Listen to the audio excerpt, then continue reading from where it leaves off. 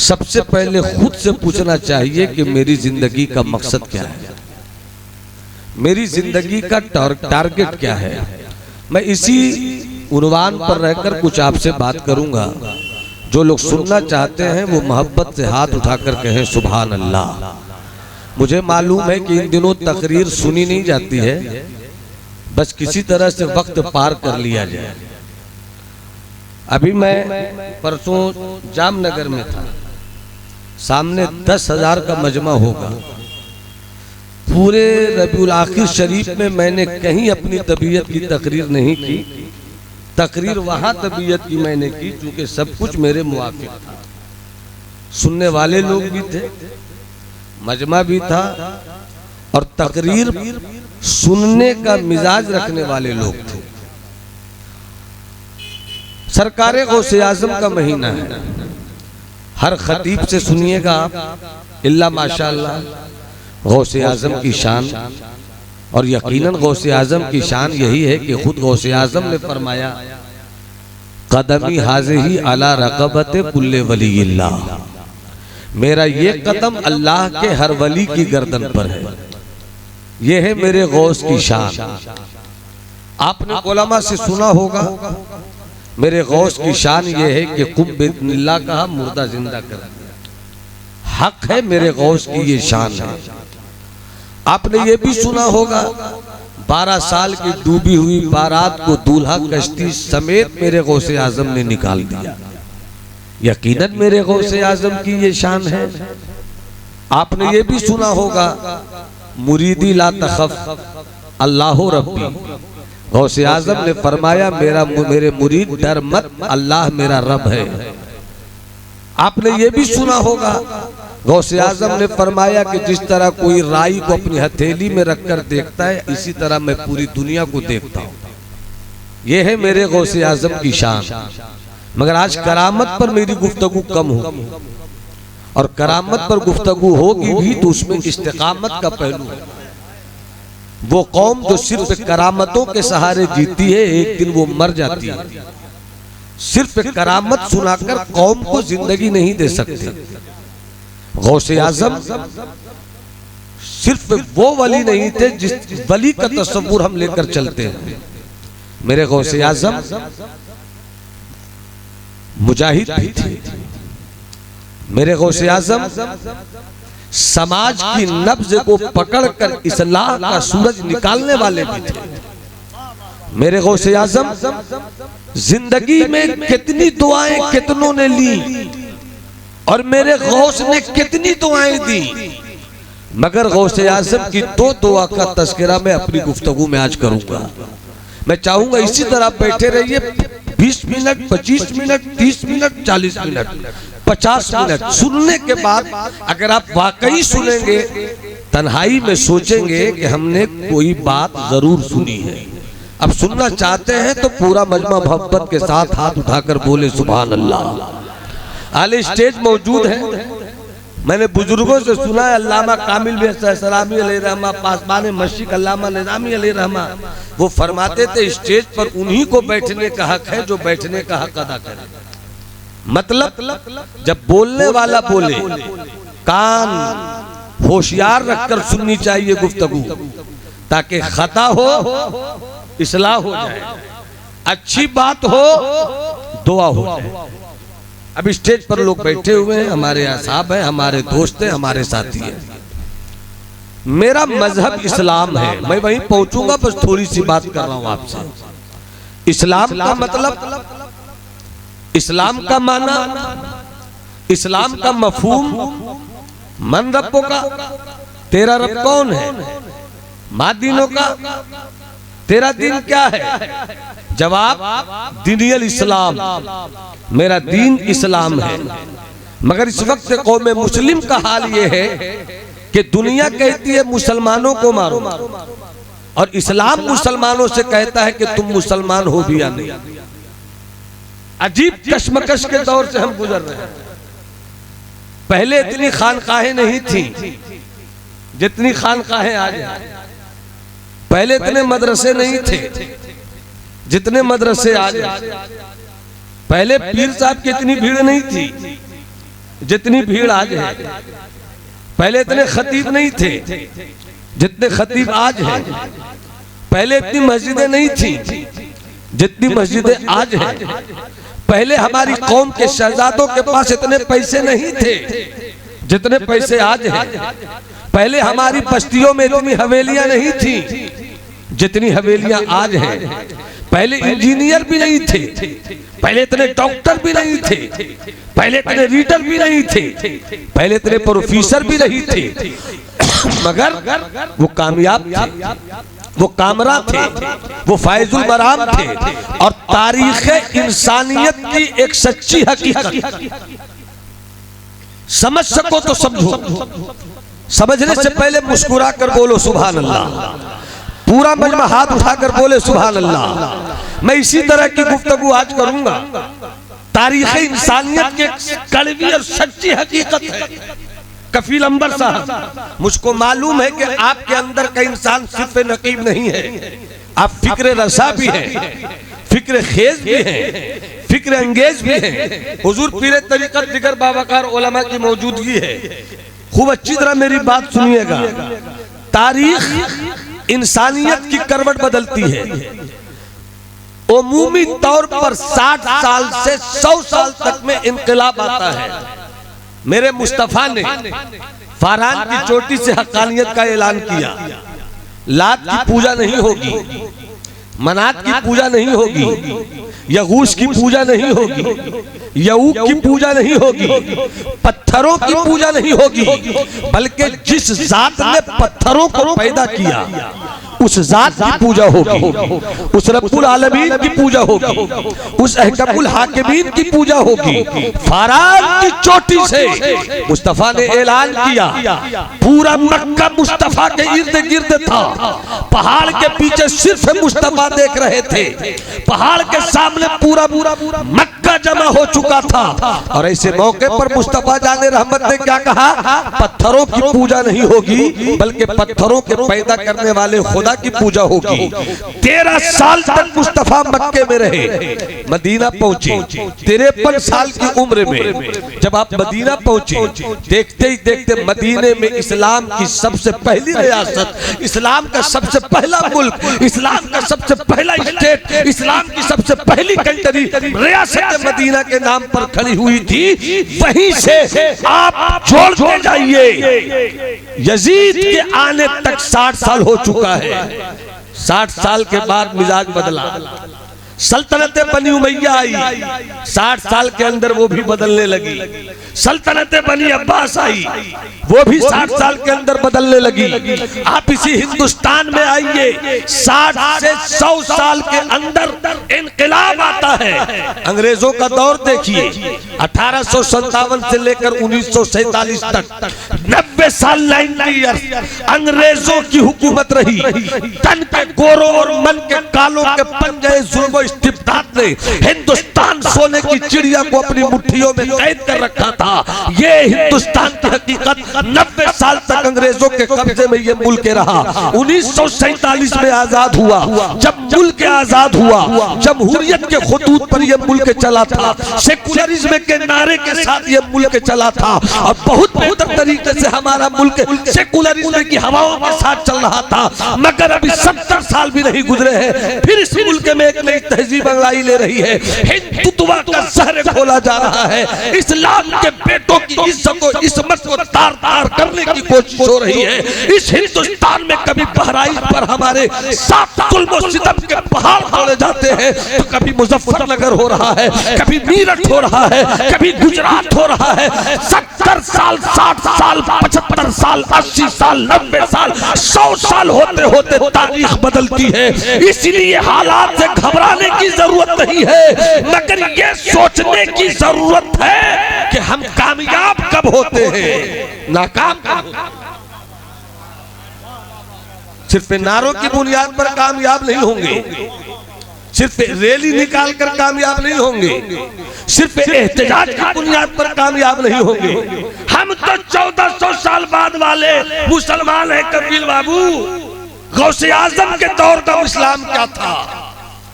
गौसे आजम का नाम मुहियुद्दीन दीन का जिंदा करने वाला। फख्र के साथ हमने अपनी नस्लों को बताया कि मेरे गौस का नाम मुहियुद्दीन है, दीन का जिंदा करने वाला है। मगर पूछ लीजिए किसी से किस तरह दीन को जिंदा किया, क्यों उनको मुहियुद्दीन कहा जाए? हम नहीं मानते मुहियुद्दीन, मुझे प्रूफ कर दो कि वो मुहियुद्दीन है। प्रूफ उस वक्त करोगे जब तुम गौसे आजम के जमाने की तारीख पढ़ोगे।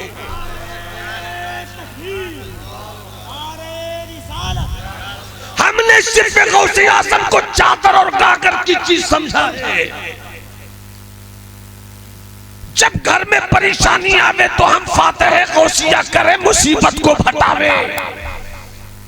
मेरे गौसे आजम करामत की चीज नहीं है, इस्तिकामत की चीज है। मेरे गौस की जिंदगी क्या थी और किस नाजुक माहौल में मेरे गौस ने इस्लाम की अजमत और दीन के तहफ्फुज की हिफाजत की है, ये समझना है तो थोड़ी देर मेरे साथ रहो और मोहब्बत से बोलो सुभान अल्लाह। हाथ उठाकर बोलो ना सुभान अल्लाह। लेकिन इससे पहले फरमाइश है तो नाते पाक के कुछ शेर तो पढ़ नहीं होंगे। हालांकि मेरा मौजू इजाजत नहीं दे रहा कि तरन्नुम का सहारा ले, मगर चूंकि हुक्म है इसलिए पढ़ना होगा। तो दरूद शरीफ सुना दीजिए तो मैं सुना देता हूँ। अल्लाहुम्मा सल्ली अला सय्यदिना व मौलाना मुहम्मद मादनी जूद वल करम। जब से मैं आया हूँ तो इस हाफिज़े तकरीर को लुकमा पढ़ रहा, बार बार शेर पढ़िएगा, वो कलाम पढ़िएगा। तो अजमत बाबू इजाजत हो तो पढ़ दूँ। आपके तबस्सुम की लकीरों पर मेरे मिसरे का हुस्न मौजूद है। हज़रत बस कुछ शेर सुना दे रहा हूँ, मोहब्बत से बोलिए सुभान अल्लाह। हयाते हज़रते करनी, हयाते हज़रते करनी, बीताना किसको आता है। हयाते हज़रते करनी, बिताना किसको आता है। और नबी की याद में आंसू बहाना किसको आता है। नबी की याद में आंसू बहाना किसको आता है। और इस कलाम का सबसे कीमती शेर मैं चाहूंगा कि कपिल बाबू इस शेर की हिफाजत आपके जरिए हो जाए। किसको आता है ज़ुबा आजिज़ ज़ुबा साकित, साइलेंट, ज़ुबा साकित कलम आजिज़, तसव्वुर चुप तख़य्युल गुम। ज़ुबा साकित कलम आजिज़, तसव्वुर चुप तख़य्युल गुम।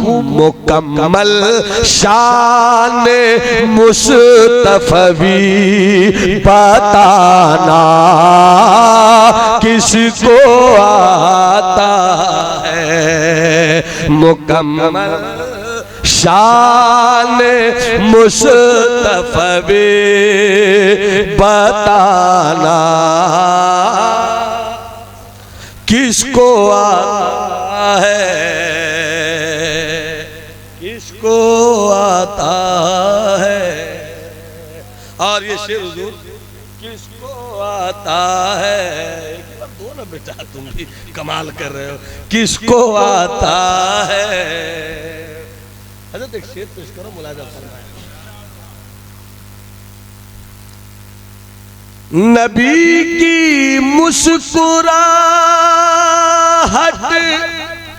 सब बोलो सुभान अल्लाह ताकि ये शेर पहुंच जाए। एक हाथ हसनी दूसरा हाथ हुसैनी, दोनों हाथों को उठाकर बोलो लब्बैक या रसूल अल्लाह, लब्बैक या रसूल अल्लाह, लब्बैक या रसूल अल्लाह। नबी की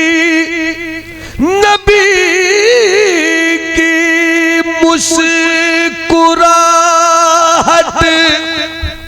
देख कर आयशा कहती थी,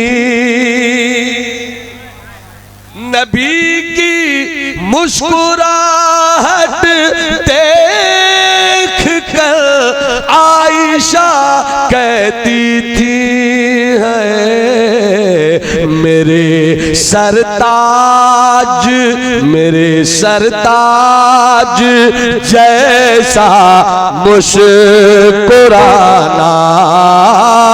किसको आता है, मेरे सरताज जैसा मुस्कुराना।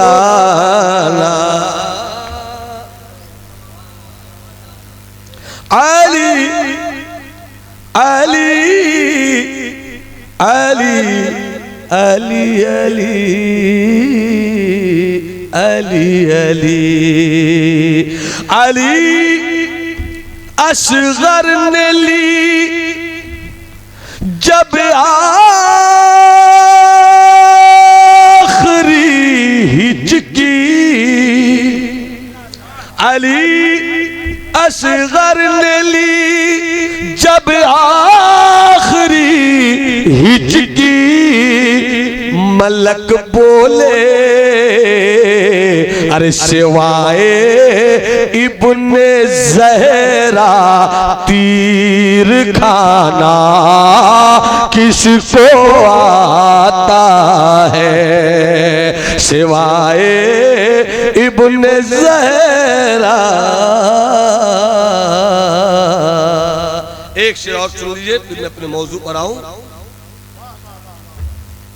नबी से हम सरी चलहट, इक्वलिटी बराबरी, नबी से हम सरी चलहट मगर इतना बता कर जा, नबी से हम सरी चल हट मगर इतना बता कर जा, कटोरे में अना सागर बोलाना किसको आता है, कटोरे में अना सागर बोलाना किसको आता है।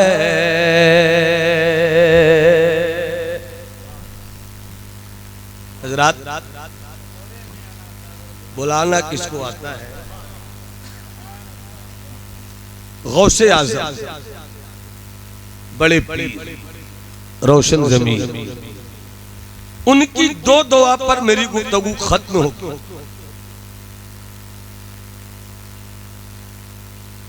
और गौसे आज़म की इस दुआ ने इस्लाम की तारीख में इनकलाब बर्पा पैदा किया।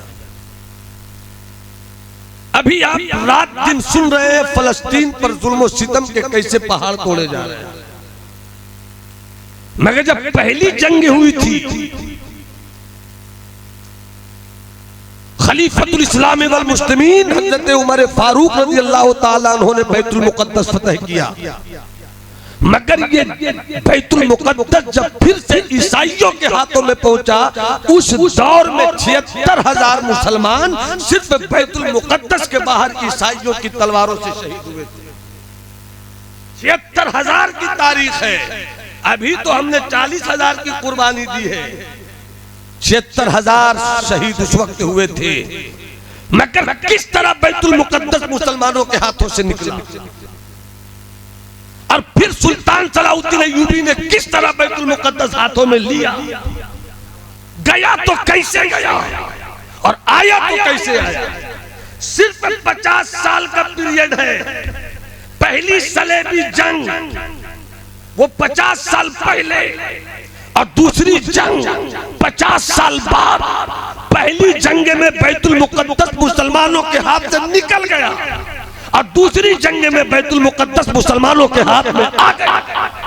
इस 50 साल की तारीख में हमें गौर करना होगा कि वो कौन सी बात थी जिसकी बुनियाद पर मुसलमानों से बैतुल मुकद्दस ले लिया गया, और फिर वो कौन सी बात फिर से आ गई कि बैतुल मुकद्दस फिर से मुसलमानों के हाथ में आ गया। गया इसलिए था, बैतुल मुकद्दस हाथों से इसलिए निकला था कि लोग इस्लाम छोड़ बैठे थे, और फिर गौसे आज़म और उनके मुरीदों ने और उनके शागिर्दों ने ऐसी इस्लाम की हवा फैलाई कि जो इस्लाम से दूर थे फिर वो इस्लाम में आ गए। जो दीन मक्के में, जो दीन मदीने में, जो दीन इराक में, जो दीन फलस्तीन में, जो दीन शाम में इस्लाम के हाथों कत्ल हो रहा था, उसी इस्लाम को बचाने के लिए गौसे आज़म ने करामत नहीं दिखाई थी बल्कि मदरसे से पढ़ाया भी था और खानकाह से दिलों को आगे बढ़ाया।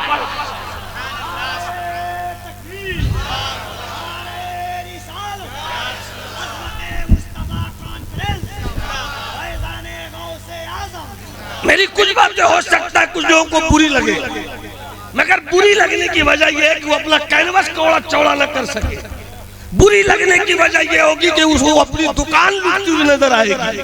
बुरी उसे लगेगी जिसको अपना मकान छोटा होता हुआ दिखेगा।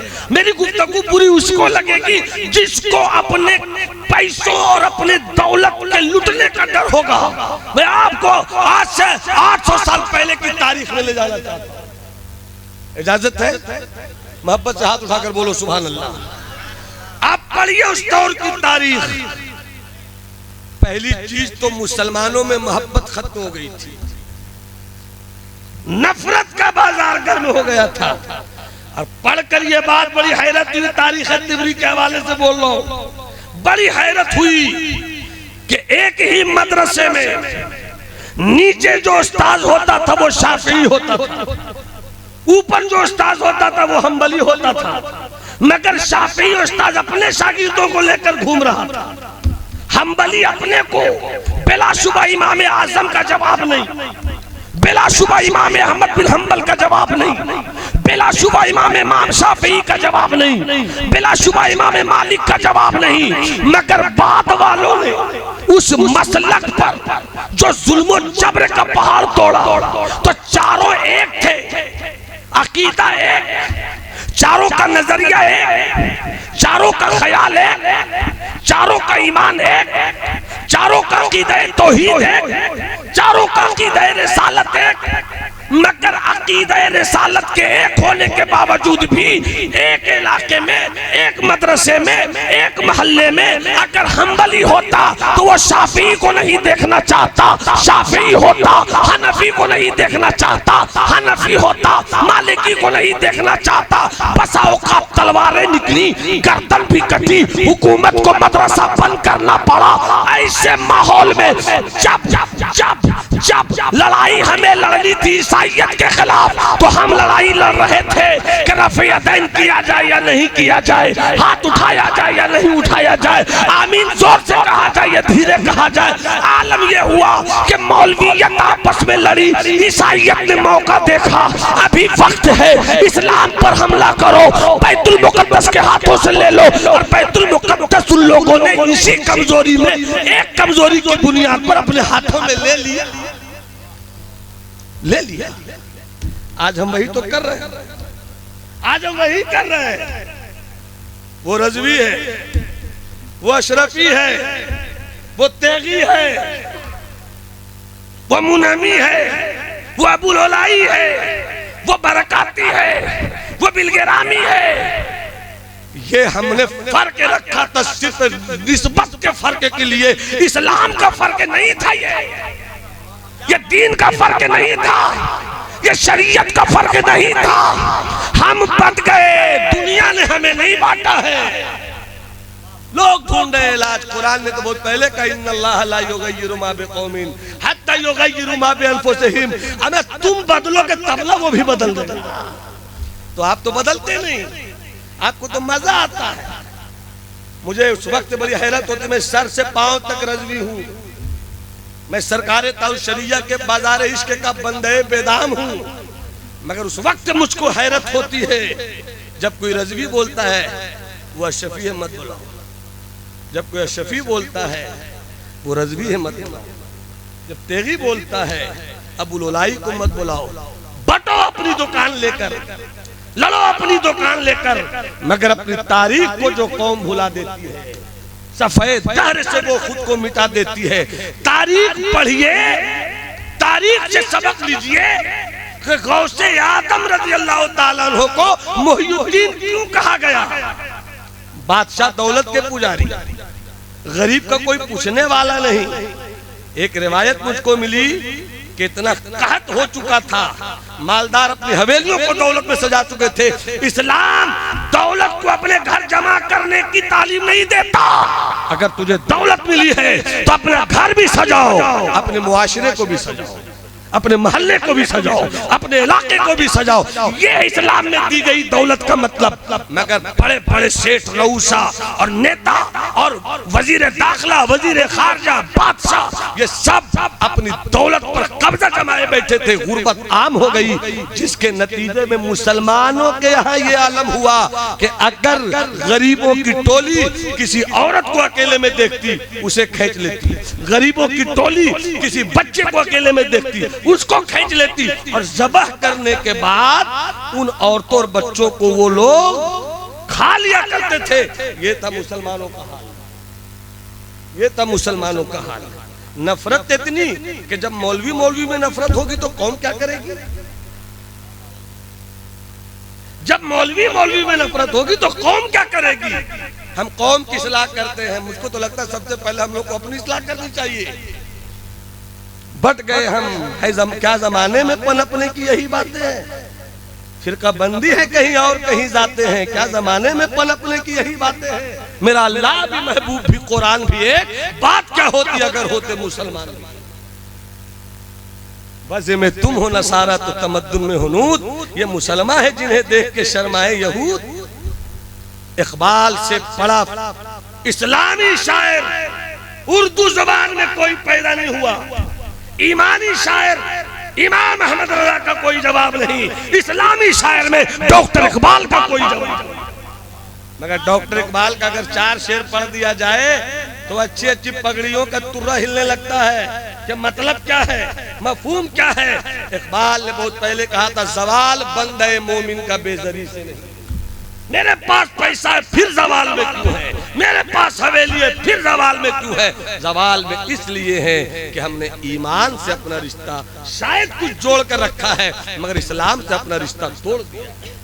और ऐसे नाजुक हालात में बड़े पीर, पीरे पीरा, मीरे मीरा, शहबाजे लामकानी, कुतबे रब्बानी, गौसे समदानी, हम सब हो के पीर, पीरों के पीर सरकारे गौसे आज़म ने मुआयना फरमाया, गौर किया। 50 साल तक मेरे गौसे आज़म ने करामत दिखाने पर तवज्जो बिल्कुल नहीं दी। 50 साल में सबसे पहले एक मदरसा खड़ा किया, जिस मदरसे का नाम रखा गया मदरसा कादरिया। और गौसे आज़म ने क्या देखा, इस चीज को याद रखना, बात खत्म हो जाएगी मेरी, इसी पर थोड़ी दूर बात जाएगी, बात मेरी खत्म हो जाएगी। मेरी बात आपको समझ में आ रही, सुनना चाहते हैं थोड़ी देर तक तो मोहब्बत से मुस्कुरा कर बोलिए सुभान अल्लाह। अब तो वो जो चाहूँ आपकी, मैं इन बातों को इसलिए बता रहा हूं कि शायद उसी दौर से हम फिर गुजर रहे हैं। सन बदल गया, हालात वही आ गए, साल बदल गया, हालात वही आ गए, और हमें इसी को सोचना होगा। आज हम उसी हालात में के तबाह हो रहे हैं। बस इतनी सी बात आपको बतानी है कि एक जवान है, उनके साथ 10 साल का एक बच्चा है। जवान का नाम नजमुद्दीन अय्यूब है, 10 साल के बच्चे का नाम यूसुफ है। जवान अपने बच्चे को लेकर बड़े पीर गौसे आज़म की बारगाह में पहुंचे और फरमाते हैं, बड़े पीर दुआ फरमा दीजिए ये मेरा बच्चा मुजाहिद हो जाए। गौसे आज़म ने दुआ के लिए हाथ उठाया। जब बाप अपने बेटे को लेकर चल रहे थे, गौसे आज़म ने कहा, ए नजमुद्दीन अय्यूब, मैंने दुआ कर दी है, तेरा बेटा मुजाहिद भी होगा, सुल्तान भी होगा। उसी बच्चे को दुनिया सुल्तान सलाउद्दीन अय्यूबी के नाम से जानती है। ये है मेरे गौसे आजम की दुआ। दुआ तो कर दी मेरे गौसे आजम ने।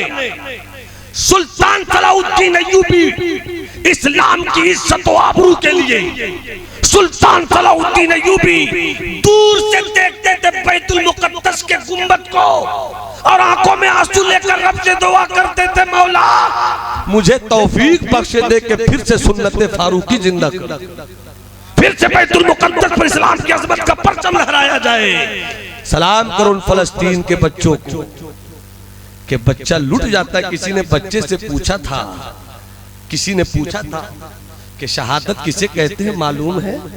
तो बच्चा तो बच्चा होता है, बच्चे की जुबान होती है। बच्चे अपनी जुबान में कहा हम तो बच्चे में शहीद हो जाते हैं, शहादत क्या जाने? हम बच्चे में शहीद हो जाते हैं, शहादत क्या जाने? कितना दर्द है इसमें, कितना कर्ब है इसमें। मगर बैतुल मुकद्दस कुर्बानी चाहती है और अल्लाह ने मुजाहिदों को चुन लिया है। इंशाअल्लाह अजीज अब सुबह बहुत जल्द आएगी, हालात आएंगे इधर, चूंकि सरफरोशों ने अपने सर पे कफन बांध लिया है। सुल्तान सलाउद्दीन अय्यूबी तो लड़ाई लेते थे, वो सरहद पे रहते थे। एक बात बताइए, किनका नाम, आपका नाम क्या हुआ? हजरत मौलाना गुलाम मुहिद्दीन साहब किबला है, बेहतरीन इदारे के मालिक हैं, नाज़िम आला है, मोहतमीम है, सरबराह है। अल्लाह इनके इदारे को खूब उरूज बख्शे। अगर ये 20 दिन के लिए 40 दिन के लिए हज पे निकल जाए, 40 दिन तक कौन देखेगा इनके इदारे? जरूर कोई ऐसा होगा जो देखेगा, जिस पर इनका एतमाद होगा, जिस पर इनका फोकस होगा। ये नहीं भी रहेंगे मगर इदारे के अंदर का बेहतर रहना, बेहतर करना उन्हीं की जिम्मेदारी होगी। मैं सिर्फ छोटी सी बात लेकर छोटे कैनवस में आया हूँ। सुल्तान सलाउद्दीन अय्यूबी तो जंग लड़ते थे, उनके अंदर का मुल्क कौन देखता? वो तो जंग लड़ते थे। वजीर दाखिला कौन था? वो तो जंग लड़ते थे। डिफेंस मिनिस्टर कौन था? वो तो जंग लड़ते थे। गरीबों की गुर्बत के ताल्लुक से कौन सोचता था? सुल्तान तो सरहद पर थे। अमीरों की हवेली की हिफाजत कौन करता था? वो तो अपने मुल्क की सरहद पर थे। मगर उनके अंदर के हालात को कौन बेहतर करता था? सिर्फ प्राइम मिनिस्टर से मुल्क नहीं चलता, होम मिनिस्टर भी होना चाहिए, डिफेंस मिनिस्टर भी होना चाहिए, रेलवे मिनिस्टर भी होना चाहिए। हर तरह के लोग हो तब मुल्क चलता है। मैं पूछना चाहता हूँ, ए सुल्तान सलाउद्दीन अय्यूबी, आप तो सरहद पर थे, आपका मुल्क कौन चलाता था? तो तारीख कहती है कि गौसे आज़म रज़ी अल्लाह तआला अन्हु ने जब देखा मुल्क का ये हाल कि बादशाह अपनी सोच में है, गरीबों की कोई फिक्र नहीं है, इल्म रुखसत हो रहा है, दिल की सफाई रुखसत हो रही है, तस्फिया क़ल्ब खत्म हो चुका, तज़किया नफ्स खत्म हो चुका, मौलवियत आपस में लड़ रही है, खानकाहों से भी नफरत का माहौल पैदा किया जा रहा है। गौसे आज़म ने वक्त की जरूरत को समझा, तलवार लेकर नहीं निकले। गौसे आज़म ने वक्त की जरूरत को समझा, जुलूस लेकर नहीं निकले। गौसे आज़म ने वक्त की जरूरत को समझा, एहतजाज लेकर नहीं निकले। मैं इन जुमलों को इसलिए कह रहा हूँ कि आज जब भी हमारे साथ कोई मामला होता है, जब भी कोई मनहूस मेरे सरकार के नामूस पे हमले करता है, हम जुलूस में निकलने की बात करते हैं, हम एहतजाज पर निकलने की बात करते हैं। मगर गौसे आज़म की जिंदगी पढ़िए, उन्होंने जो फैसला किया कि एहतजाज से मसले का हल नहीं होगा, तुम जिस दिन सुधर जाओगे रब का करम तुम्हारे साथ हो जाएगा। जिस दिन तुम अपने आप को बदल लोगे तो अल्लाह तुम्हारा मुकद्दर बदल देगा। मगर एहतजाज के निकलते हैं, लब्बैक या रसूल अल्लाह, लब्बैक या रसूल अल्लाह। न टोपी सर पे, न वजू है, न कोई रंग है। निकल गए सुबह, शाम में घर पहुंच गए, भूल गए उस दिन के बाद। ये तो हमेशा हो रहा है। बात ये है कि आप इस तरीके से जंग नहीं जीतेंगे। जंग कब जीतेंगे? जब आपके बेटों के पास इल्म हो, और जब मुअज्जिन अजान की आवाज दे तो उन्हीं बेटों की पेशानी में सजदे की चमक। आपको इनकलाब लाना होगा, आपको बदलना होगा। कैसे सुल्तान सलाउद्दीन अय्यूबी लड़ रहे थे कौन था मुल्क का वजीर दाखिला, कौन था मुल्क का डिफेंस मिनिस्टर? तारीख पढ़िए, 70% वजीर, सिपाही, फौज, सरबराह, कर्नल वो गौसे आजम के मुरीद थे। और गौसे आजम ने कहां से इसकी बुनियाद रखी? सबसे पहले मदरसा कादरिया बनाया। ये है मदरसे की अहमियत, ये है मदरसे की शान।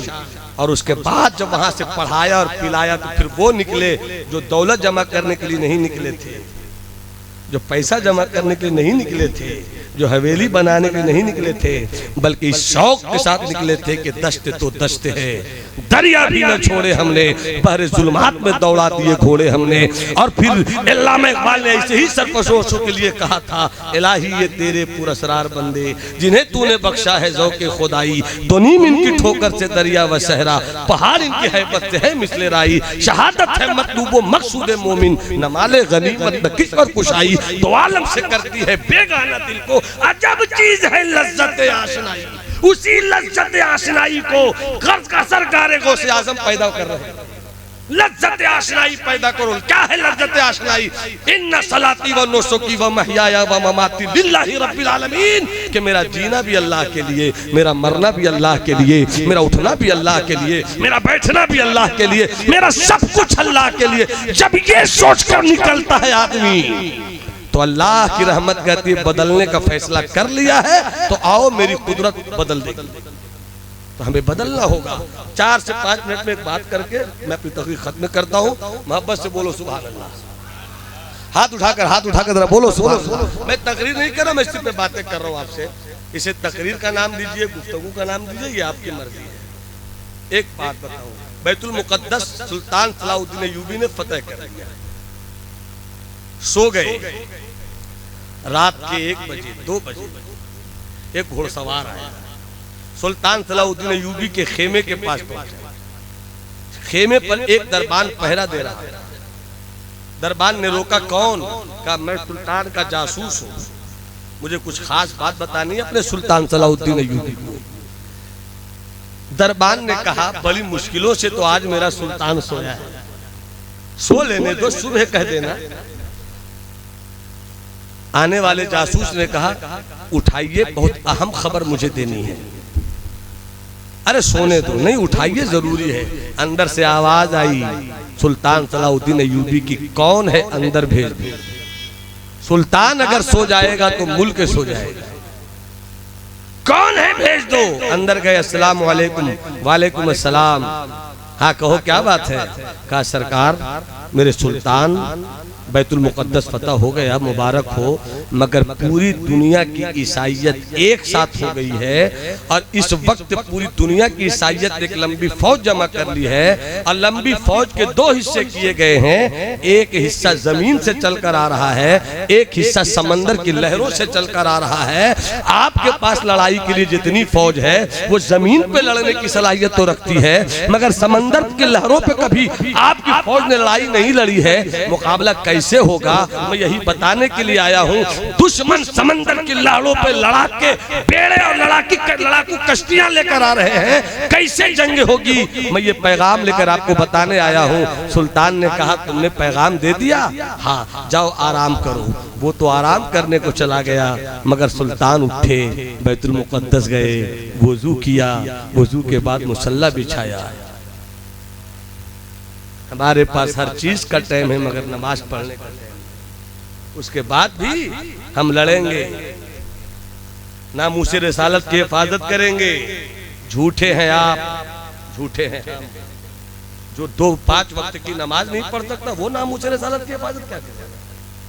जिनको वुज़ू करने का शौक नहीं वो नामूसे रिसालत की हिफाजत क्या करेगा? सुल्तान सलाहुद्दीन अय्यूबी ने सबसे पहले मुसल्ला बिछाया, 2 रकअत नमाज पढ़ी, हाथ उठाया दुआ के लिए, आंखों में आंसू हैं, रो रहे हैं अल्लाह तूने जो फौज अता की है वो भी तेरा करम है, तूने जो फतह अता की है वो भी तेरा करम है।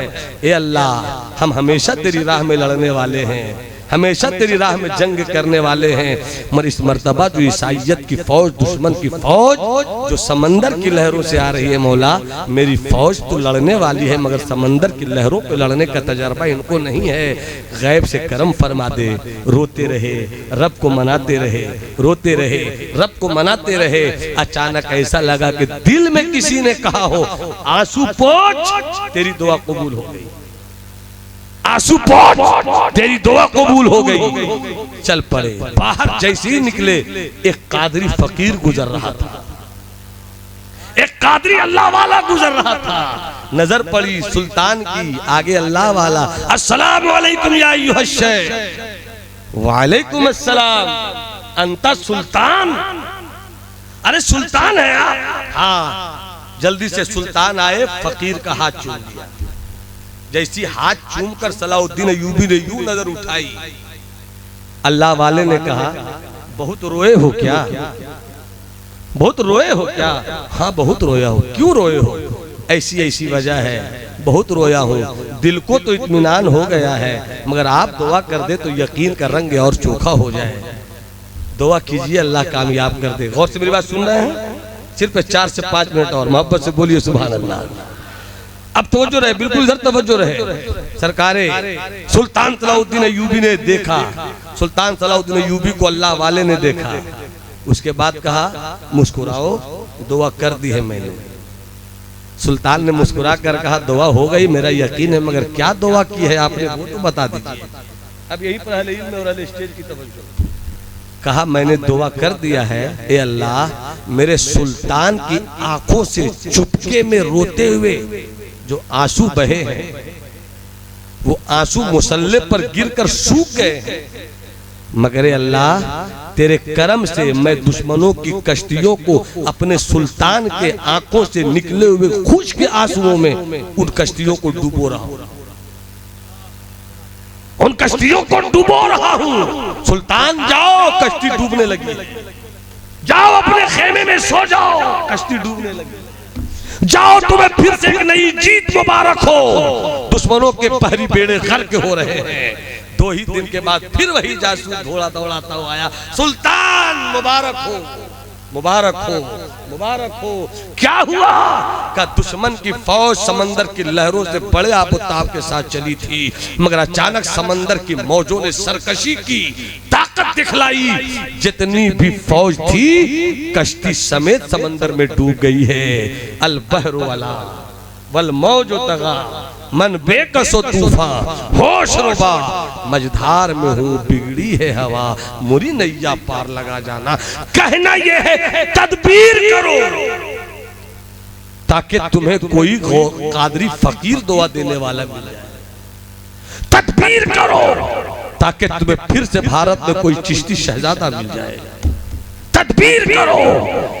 बगैर तदबीर के तुम सोचोगे हम कामयाब हो जाएंगे तो झूठों की मंडी में हो, बेवकूफों की जन्नत में हो। इनकलाब लाना चाहते हो भारत में, अपनी इज्जत की हिफाजत का इनकलाब, अपनी नस्लों की हिफाजत का इनकलाब, अपने बच्चों की हिफाजत का इनकलाब, अपनी बेटियों की हिफाजत का इनकलाब, अपनी तिजारत का इनकलाब, अपनी फिक्र का इनकलाब, अपनी सियासत का इनकलाब, अपने मजहब का इनकलाब। तो ये इनकलाब उस वक्त आएगा जब तुम खुद अपने आप को बदलने के लिए तैयार हो जाओगे। हम अपने आप को बदलने के लिए तैयार हो जाएंगे, वरना नारे पे नारे लगते रहेंगे, न हम कामयाब हो सकेंगे न आप कामयाब हो सकेंगे। गौसे आज़म के इस पैगाम को हमारी जिंदगी में उतारने की जरूरत है। मेरे गौस की 2 दुआ थी, एक दुआ ये, दूसरी दुआ फिर कभी बताऊंगा। आपसे मैं यही कहना चाहूंगा, मदरसे का जलसा है, दस्तार बंदी का रूप परवर मंदिर है, हुजूर पीरे तरीक़त दिगर बावकार उलमा है। हम अपने मदरसों में भी जिंदगी लाएं, हम अपनी खानकाहों में भी जिंदगी लाएं, हमारी कौम भी अपने आप को बेदार करने की कोशिश करे। और एक जुमला कपिल बाबू, पूरी तारीख इस्लाम में कामयाबियों का जो नुस्खा है कि कभी भी हम तलवारों से कामयाब नहीं हुए। तलवारें चली है मगर तलवार के पीछे किसी अल्लाह वाले की दुआ रहती थी। सुल्तान सलाउद्दीन अय्यूबी के पीछे भी अल्लाह वाले की दुआ, गौसे आज़म की दुआ। और खिलाफत उस्मानिया का जब मामला आया था तो खिलाफत उस्मानिया में भी उर्तुगरुल गाजी को दुआ देने वाला कोई और नहीं था बल्कि यही गौसे आजम की बारगाह का निकला हुआ हजरत मुहिउद्दीन इब्ने अरबी था जो दुआ दे रहा था। बगैर बुजुर्गों की दुआ के आप एक कदम चल नहीं सकते, इसलिए जरूरत यह है कि हम तदबीर भी करें, मेहनत भी करें, अपना किरदार बदले, नफरत मिटाएं, कीना निकालें, हसद निकालें, जलन निकालें, इन सब चीजों को निकाल कर एक हो जाएं। जो कौम एक हो जाती है तो तिजारत में एक हो जाती है, वो कौम तरक्की में एक हो जाती है। रब्त मिल्लत फर्द कायम रब्त मिल्लत से है, तन्हा कुछ नहीं। मुआशरे की कामयाबी एक की कामयाबी से नहीं है, एक की कामयाबी मुआशरे की कामयाबी से है। अल्लाह हम सबों को इन बातों को समझकर अमल करने की तौफीक बख्शे। अल्लाह हम सबों की दुनिया अच्छी करे, दुनिया से ज्यादा अच्छी अल्लाह हमारी आखिरत फरमाए। 2 शेर में पढ़कर अपनी जगह ले रहा हूँ चूंकि ये भी फरमाइश, तो 2 शेर सुन लीजिए, बड़ा मशहूर हुआ यूट्यूब के जरिए वगैरह वगैरह। फिर अजमत भाई क्या करेंगे, दस्तार बंदी करूं, सरवर मंजर भी है, सिर्फ 2 शेर पढ़ देता हूँ हजरत। वतन आकर जुदाई का ख्याल आया तो क्या होगा, वतन आकर जुदाई का ख्याल आया तो क्या होगा, और तसव्वुर में मदीने का जमाल आया तो क्या होगा। एक शेर और समाप्त फरमा ले, जिस शेर की फरमाइश है। मदीने में पहुंच कर याद जन्नत की नहीं आई, मदीने में पहुंच कर याद जन्नत की नहीं आई, अगर जन्नत में तैबा का ख्याल आया तो क्या होगा। या अय्युहल्लज़ीना आमनु उदखुलू फिस्सिल्म काफ़ा, ऐ ईमान वालो इस्लाम में मुकम्मल तरीके से दाखिल हो जाओ। हमें अपनी जिंदगी का जाहिर भी बेहतर करना होगा, बातिन भी बेहतर करना होगा, कोशिश करें बेहतर करने की। रब की रहमत कहती है तुम बदल रहे हो तो मेरी रहमत तुम्हें बदलना चाहती है। अच्छा, जो बच्चे दस्तार बंदी वाले बच्चे जल्द आ जाए, चूंकि आपका इंतजार स्टेज पर हो रहा है। वतन आकर जुदाई का एक शेर और सुन लीजिए, एक शेर और सुन लीजिए। हसीना ने इरम, जन्नत की हूरें, हसीना ने इरम जन्नत में तो इतराए फिरते हैं,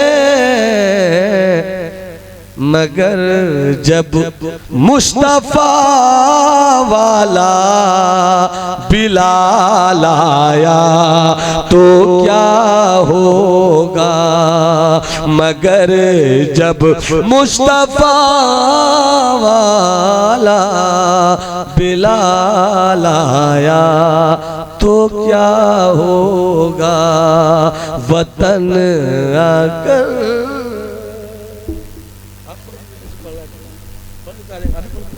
मैं चाहता हूं कि जब तक बच्चे नहीं आ रहे हैं, हजरत हमारे मुहिब गिरामी अजमत साहब किबला अपने तरन्नुम की लहरों से सामीन की समात को मौसम बहार अता फरमाए।